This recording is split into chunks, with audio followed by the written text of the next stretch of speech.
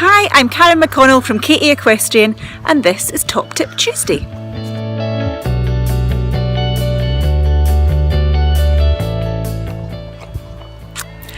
Okay, so my top tip for this week is really quite a simple one, but one that it seemingly is consistently overlooked, and that is to really listen to your horses.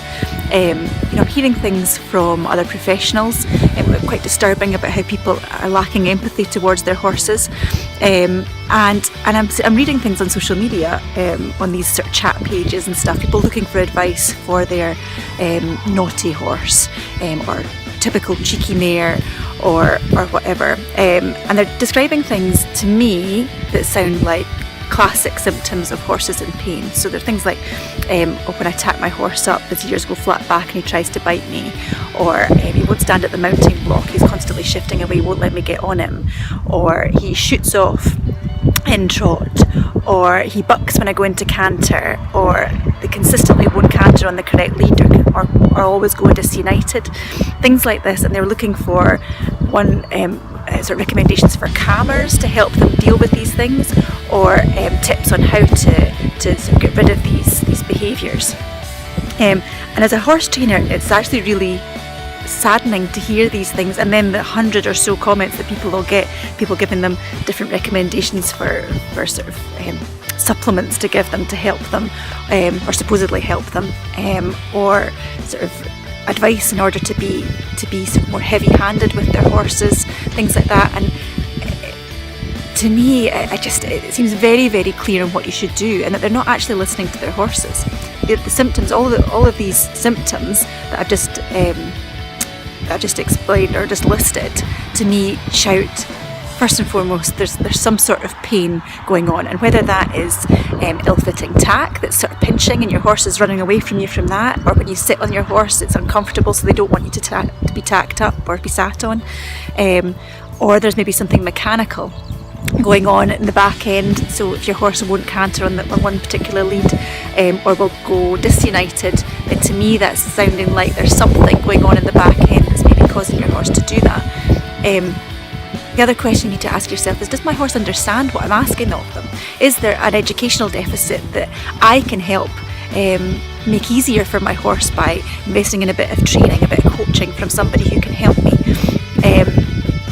And then, there can be behavioural issues that develop from sort of poor training. And again, the emphasis there is on us, the human beings. What can we do to help our horses? It's not about disciplining them or telling them off, being more heavy-handed. It's not about us giving them a magnesium calmer, whether they're magnesium deficient or not. These things, to me, are so secondary, and they are complementary, but they only work and they only go hand in hand with a real understanding of what's actually going on with your horses. So that's my top tip. Please listen to your horses. Think outside the box. Please don't jump to the assumption that your horses are being naughty or deliberately difficult in some way, because I really don't believe they are like that. They aren't. They genuinely want to please us. And when we come across difficulties, for me, it's either one of three things. It's either pain, most likely, it's confusion and anxiety over that confusion, or it's having mislearned something. And again, we have to take responsibility for that. It's us that's teaching them. None of these horses come to us and say, oh, you know what, I really want to be an Olympic show jumper. Can we train towards that?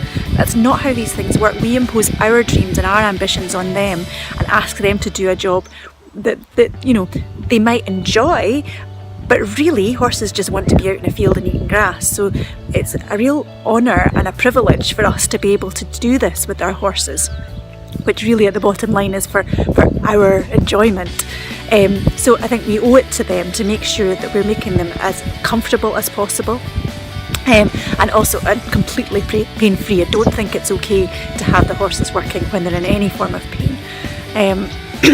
So that is my tip, but also my plea is for us to start to think about our horses with a far greater deal of empathy, and take a wee bit more personal responsibility of what we bring to the table.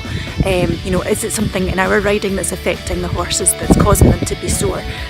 When we all do that, we all have asymmetries and sort of change in balance and things that can affect our horses, and to think that we're not one of them, or to think that as a rider we're perfect and that we're not influencing our horses in any negative way, I think would be irresponsible. We've all got to be very self-aware and clear about what it is that we're bringing to the table.